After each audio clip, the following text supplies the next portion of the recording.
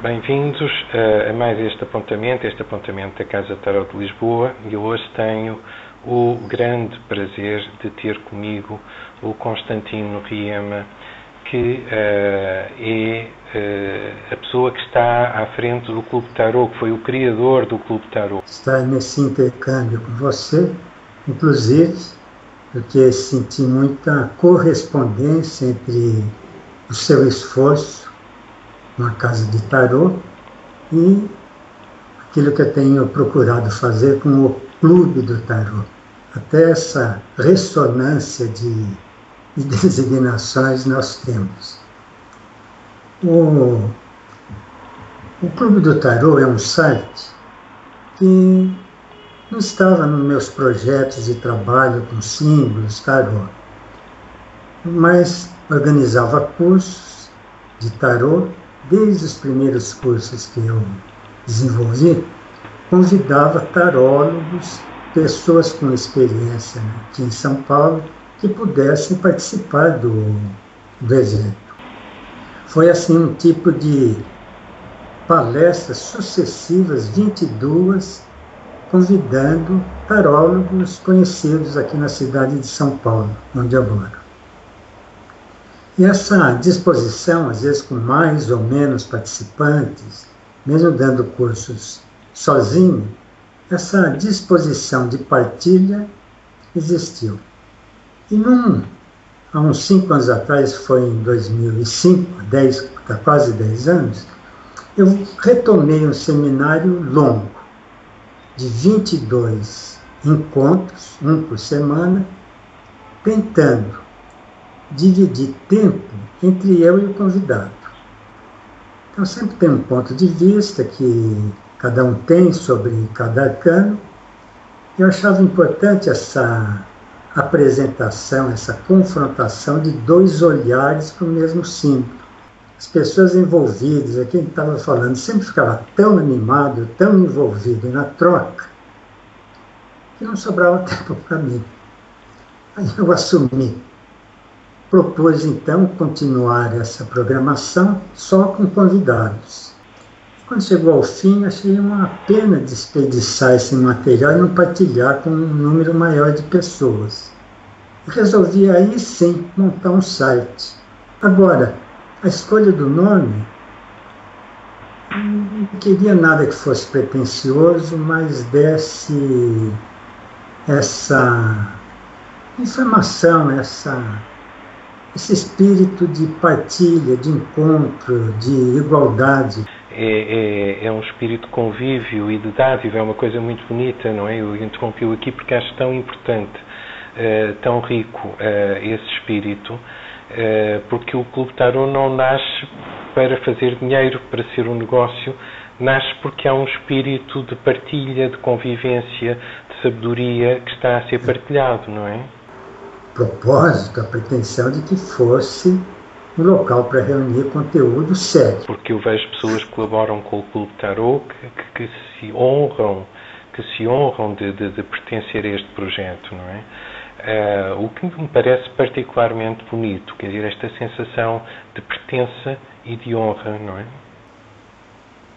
Não tenho a essa altura da vida querer conquistar alguma coisa, de fazer, de arrumar status profissional ou renda, porque, enfim, eu poderia até dizer, uma pretensão de ter um olhar seletivo, vamos dizer assim, que procurasse valorizar símbolos, compreensão simbólica, não ficasse nos adornos ou nas generalidades bonitas daquilo que muitas vezes sob o nome de esotérico, tem assim muitas coisas superficiais, sem fundamento.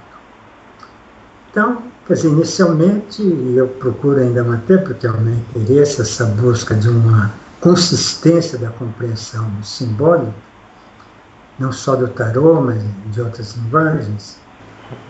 E há de facto aí um trabalho que eu sei que é um trabalho difícil, porque conseguir juntar todas as energias, as vontades das pessoas, não é muito fácil. Implica uma continuidade, uma capacidade de aceitar. Nada desafiador. O mais importante que tive assim como desafio intelectual de valores foi esse que eu mencionei, assim, qual é o grau de abrangência, de flexibilidade, de inclusão de pontos de vista que muitas vezes eu sinto que foge do central. Por exemplo, como você disse, depende do rigor com que a gente trabalhe o conceito de espiritualidade, que é mesmo estar diante de profissionais competentes em terapia psicológica, e o que seria um manual de boas atitudes, de maneira, de etiqueta, faça assim, faça isso, daqueles conselhos superficiais que nunca tocam em profundidade aquilo que o autoconhecimento exigiria para uma verdadeira retificação, de uma renovação, de uma abertura mesmo de consciência. Essa discriminação dos níveis em que cada coisa se apresenta. Mas, por exemplo, teve um colaborador assim muito importante, chama Flávio Alberoni. Ele vem de uma família de sensitivos e trabalha o tarô dentro dessa disposição que é mais mediúnica, sensitiva, do que de estudo simbólico, como eu fazia. Então, a convivência com ele foi muito importante, as trocas. É como se eu pudesse validar outras formas de utilização do tarô por pessoas sérias que vêm de outra fonte. Abrir sessões novas no site pelas contribuições inesperadas que chegam. Por exemplo, foi o caso do Alberoni quando começou a me mandar poesias sobre os arcanos maiores. Pronto. Foi simples. Abri uma sessão de artes. No tarô, a parte artística tem uma importância imensa, não é? É muito arte, o tarô de facto é muito arte, não é? E tem essa abertura, nós trazemos. Eu acho que o tarô surge quando o homem cria arte, não é? Quando se pergunta as origens do tarô, para mim as grandes origens do tarô é quando o homem cria a arte, mesmo que seja, eu lembro-me em tempos de falar um pouco com a Rachel Pollack sobre isto, mesmo o pintar com as mãos, a expressão da arte é a expressão humana e a expressão do tarô, é uma expressão que o tarô preza, não é? Ao lado da arte. Para mim foi uma novidade começar a incluir arte, mas é de tradução verbal do símbolo, como é a poesia. Quer dizer que a gente não vai fazer tarô com poemas ou com expressão assim, não. É a partir de imagens, nessa linha de representação. Porque um poema tem uma força imensa e ajuda-nos a concentrar, sei lá, poemas tão conhecidos de tanta gente como o Se, do Rudyard Kipling, que são poemas que nos são inspiradores, que nos concentram, que nos chamam, digamos, o melhor de nós, não é? E são, digamos, ligações com a espiritualidade, com o maior, e portanto, apesar das cartas serem mais visuais, serem uma arte mais visual, o tarô, no fundo, é acompanhado por uma tradição que também é uma tradição oral, que também tem associações a frases, a conceitos-chave, a palavras-chave. Eu tenho defendido estas ligações profundas do tarô com a arte desde os primeiros momentos do ser humano, não é? Que o ser humano precisa, é um ser artístico, também é um ser científico, mesmo que nos rudimentos também no início da sua história, mas é um ser artístico, é um ser científico, faz parte das suas essências, do cérebro direito e do esquerdo, pronto, é o aceitarmos sermos seres completos e não propriamente seres em guerra, ciência contra a arte ou ciência contra a intuição, intuição contra o pensamento. Não é uma guerra, é uma integração. tarô não é uma coisa fechada, que a riqueza dele está muito nisso. Serve para jogar, para recreação em família, para diversão, para recreação, serve de apoio para sensitivos e permite para quem tem um interesse de leituras simbólicas, de ver símbolos, representação visual, como se fosse um santinho dos meus velhos tempos de infância, né? Que a coisa mais parecida com o tarô que na minha infância tinha era santinho que o padre distribuía na igreja. Tem aquelas representações, uma imagem evocando qualidades, virtudes. Só que a vantagem do tarô, ela não fica prisioneira de um código religioso que depois vai suscitar descompassos com outras religiões. Como no caso do I Ching, que tem símbolos assim bem abstratos, ele tem sobrevivido na sequência de civilizações, de poderes, porque ele tem uma linguagem que nunca foi confundida com a religiosa. É uma linguagem simbólica, abstrata, que não fere ideologias políticas nem ideologias religiosas. São símbolos assim abertos. São 64 hexagramas, até um número aproximado das 76 cartas do tarô. E uma coisa muito curiosa que vejo aí é que eu fazia parte de um tipo de curso, de envolvimento, de contexto social, que tinha uma certa prevenção contra a cartomancia, cartas em geral. Até que uma vez, num dos grupos de estudo que eu frequentava, o professor mencionou o tarô e deu o exemplo da carta 6 como uma representação simbólica de opções e dúvidas. Era uma pessoa que eu respeitava. Falei, deixa eu ver esse tarô. E foi aí que me aproximei do jogo com alguma literatura disponível e vi que tinha um olhar possível de exame simbólico e que não era só, muitas vezes, aquelas expressões simplistas ou tudo aquilo que a gente via também de dificuldades nas atividades de cartomantes, nas ambiguidades que no coletivo, no social, a gente fica sabendo sobre a atividade da cartomancia. Aí eu improvisei com uns amigos que frequentavam lá, assim, olha, que tal a gente tentar compreender a carta reproduzindo a postura dos arcanos? Quer dizer, o que era pôr naquela posição, como que viver a qualidade do gesto. Então foi uma coisa interessante, é como se apreender a qualidade da carta pela postura, por sensação. E uma das pessoas que participaram desse grupinho experimental, assim, completamente sem supervisão, uma delas era pianista de acompanhar concertos e cantores. Então ela tinha uma extrema habilidade de acompanhamento. E também participava desses estudos simbólicos nos quais eu estava.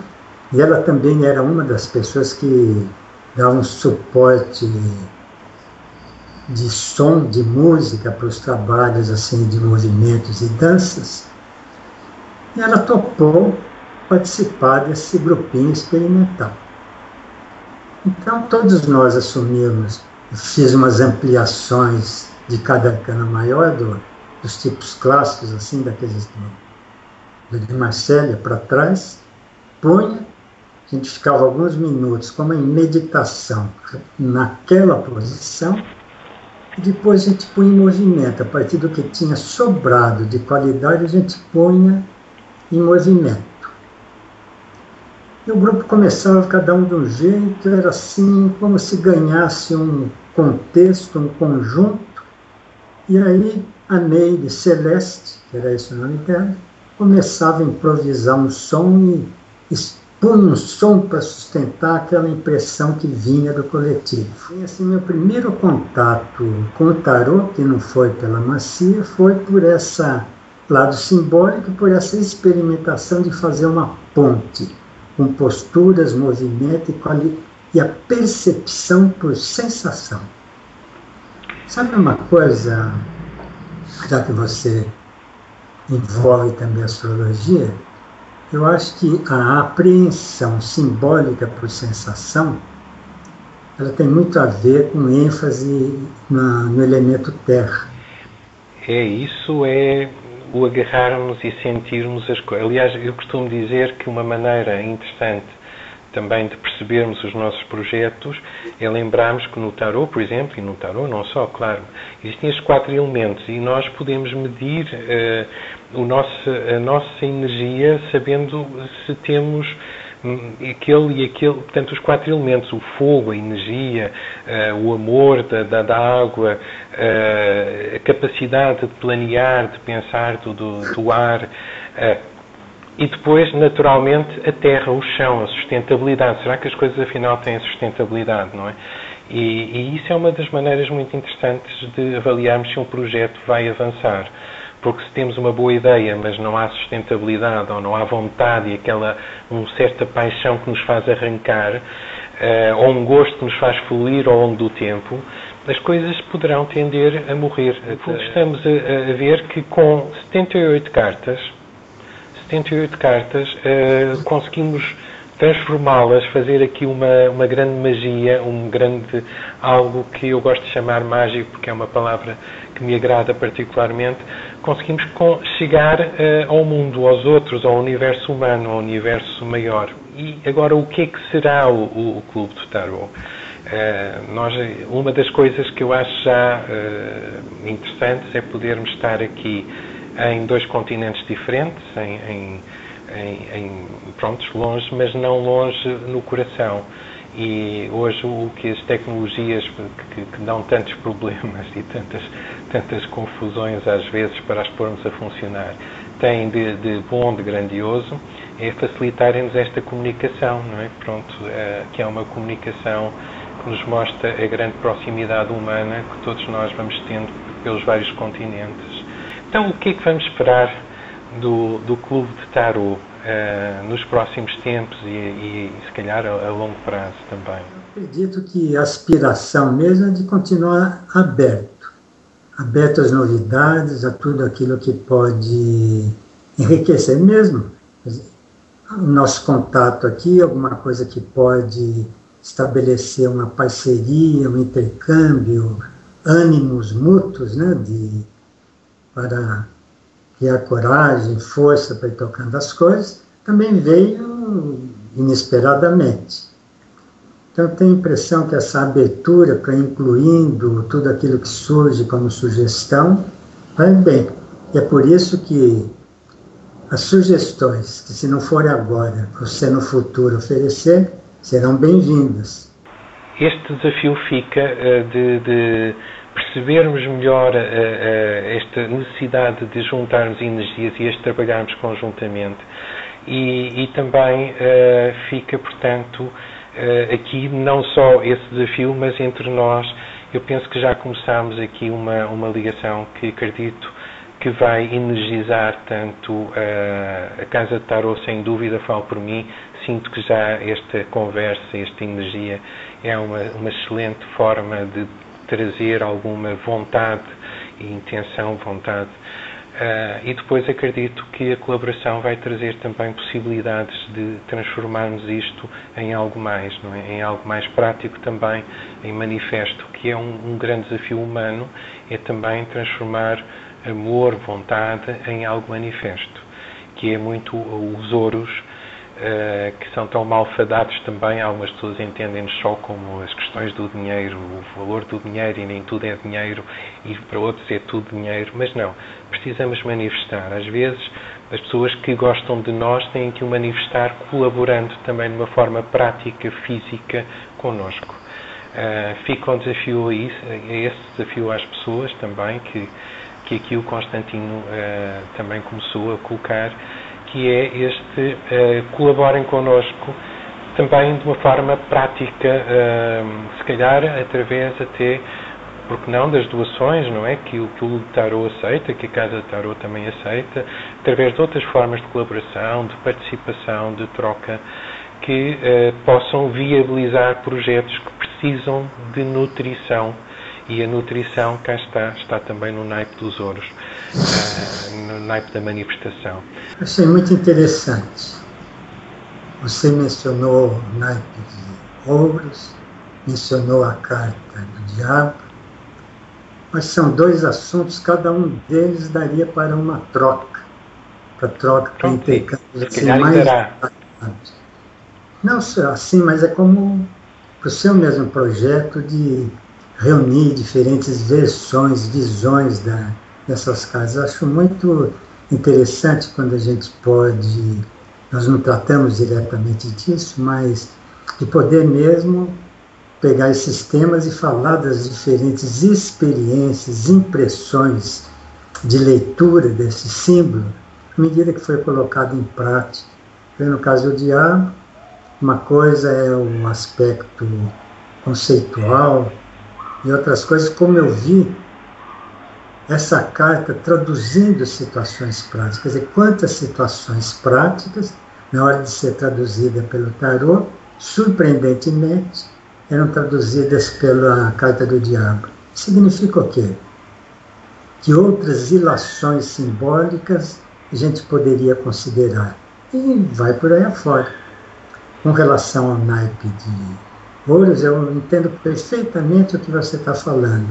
E fica mesmo esse desafio para a gente mesmo que lida com isso e tem essa percepção, e como encontrando os argumentos, os elementos, na hora de transmitir, de deixar também claro para as pessoas esse alargamento da compreensão simbólica. Então, só de ter conversado aqui, o que conversamos, já deixa esses objetivos no horizonte. Quando você perguntar, e daqui? E depois? Vamos estar abertos. Vamos aproveitar as oportunidades que aparecerem. Fico muito grato por termos conversado e estabelecido esse nexo. Muito obrigado. Obrigado, Constantino. Um grande abraço e pronto, até breve. Voltaremos a fazer muito em breve aqui mais apontamento e digamos, a pegar estas pontas e ir mais fundo. Obrigado, então.